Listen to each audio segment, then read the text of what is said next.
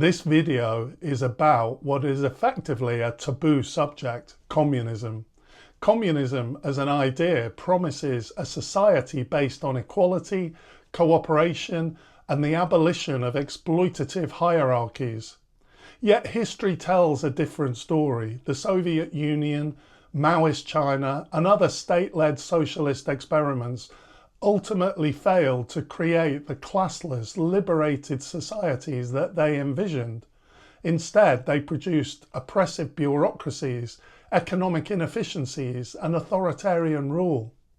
Does this mean that communism is inherently unworkable? Absolutely not. The failure of past communist states was not due to the idea of communal living and shared resources itself, but rather to human limitations, to centralized authoritarianism, and to fear-based economic structures. In a world still shaped by capitalist alienation and inequality, the ideas around communism remain relevant and useful in guiding what a new economics might look like. Now, the word communism is one of the most loaded terms in modern history. For many, it conjures images of repressive authoritarian regimes and ideological rigidity. It's really gone out of fashion, and it evokes fear in people. Being a communist is a bit like being a terrorist for many people.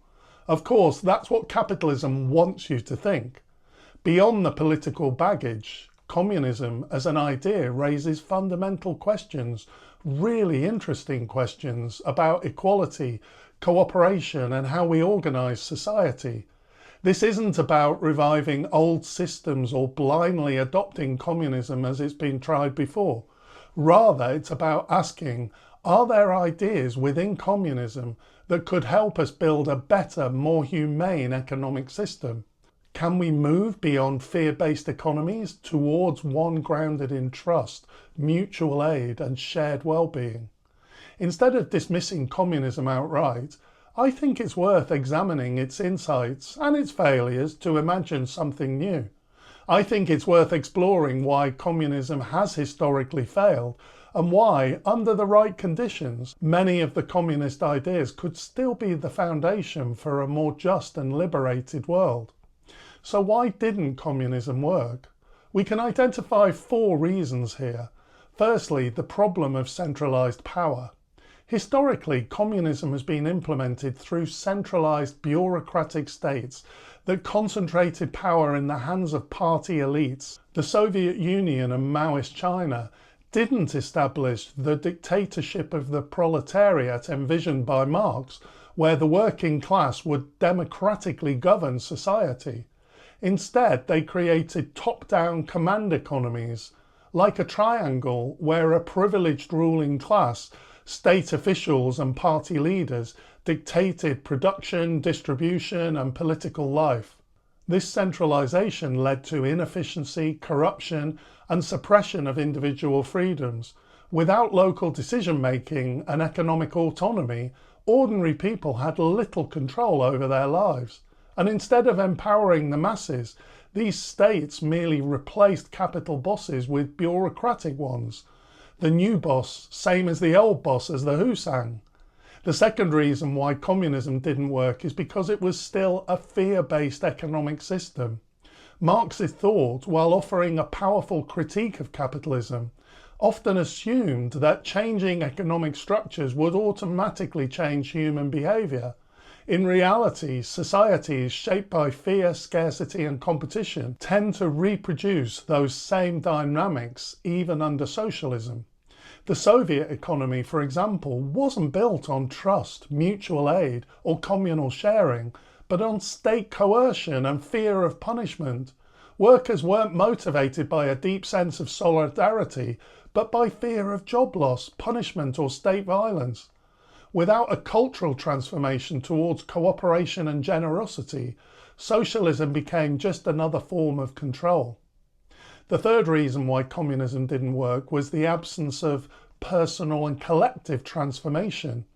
Communism, as historically practiced, focused on redistributing material resources, but neglected the inner transformation of individuals and communities.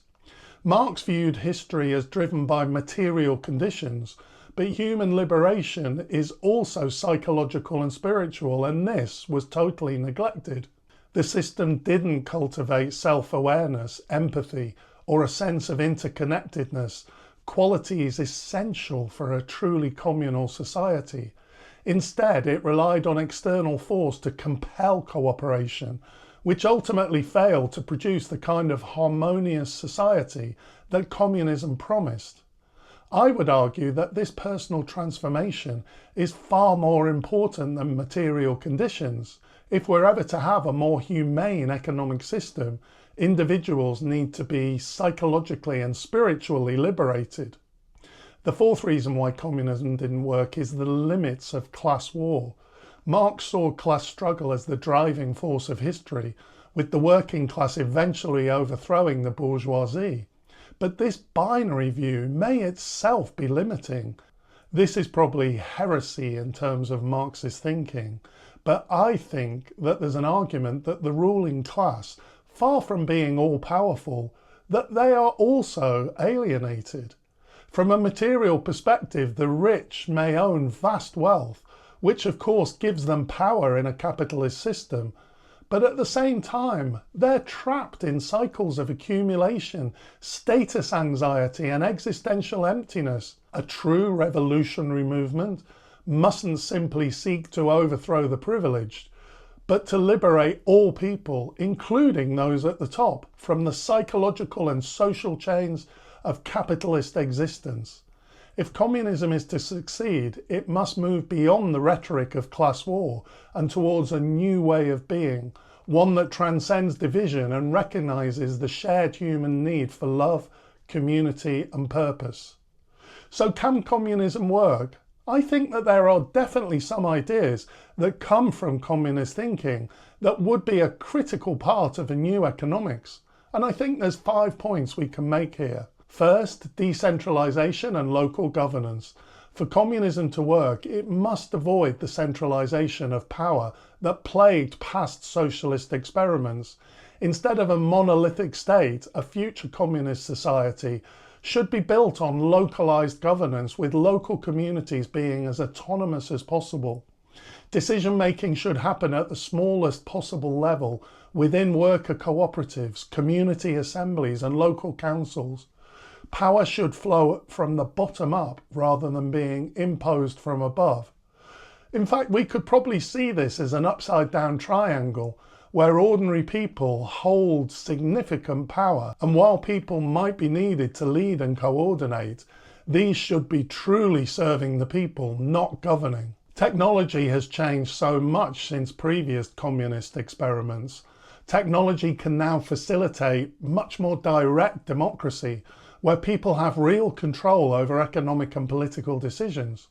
A truly communist society wouldn't be a bureaucratic state, but a network of self-governing communities cooperating voluntarily rather than obeying a central authority.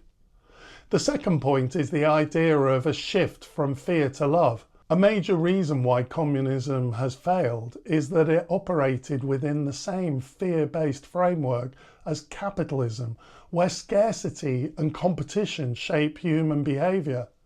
For communism to work, we need a fundamental shift in consciousness. Economic relations must be built on trust, generosity and mutual aid, rather than coercion or fear of scarcity.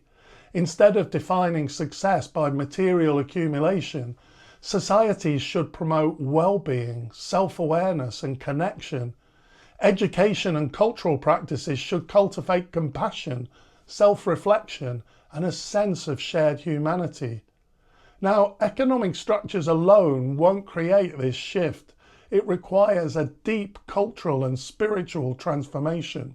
The third point for communism to succeed is the idea of an economy of sharing, not hoarding. Capitalism thrives on accumulation and inequality.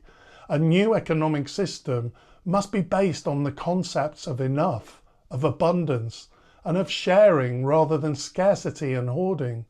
Relevant ideas here are commons-based economies where land, resources and knowledge are shared rather than privately owned, These can provide for everyone's needs.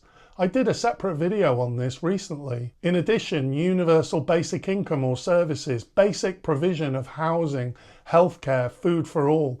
This would remove survival anxiety and allow people to engage in meaningful work rather than just survival labour. I also think there's something in the idea of worker cooperatives, which could replace capitalist enterprises, ensuring that economic power is distributed rather than concentrated. By designing an economy that rewards generosity rather than greed, we can create a system that aligns with human well-being. A critical fourth point on communism working in the future would be reconnecting with the earth. Marxist materialism often viewed nature as a resource to be controlled rather than a living system to be respected. A sustainable communist vision must integrate ecological principles, regenerative agriculture to restore ecosystems and ensure food sovereignty, decentralized renewable energy to eliminate reliance on extractive industries, circular economies that minimize waste and replace the planet's limits. Human liberation is impossible without an economic system that respects and nurtures the earth. And finally, for communism to work, I think it needs a spiritual dimension. At its core, communism is not just about economics. It's about a new way of living. I think communism can only work if it's rooted in ideals of love, compassion, and interconnectedness. These are the values that a future communist society must embrace. True liberation isn't just about economic justice, but about freeing humanity from fear, alienation, and division. This means that any revolution must be internal as well as external, a transformation of both individual consciousness and external social structures. Communism, in its highest form, is about the realization of human potential, not just the redistribution of wealth. So in conclusion, can we envision a communism of the future? The failure of past communist states doesn't mean that communism itself is impossible. It means that authoritarianism, centralization, and fear-based economies are impossible foundations for a just society. A successful communist society would be decentralized and community-led, rooted in love rather than fear, built on sharing rather than accumulation, and integrated with nature rather than being exploitative. And also it would be spiritually transformation rather than merely economic. If we can shift from fear to love, from control to cooperation, from alienation to connection, communism, or perhaps something even better, could still be the future. If you enjoyed this video, please consider liking and subscribing. I'd really appreciate that. Thanks for watching, and I'll see you next time.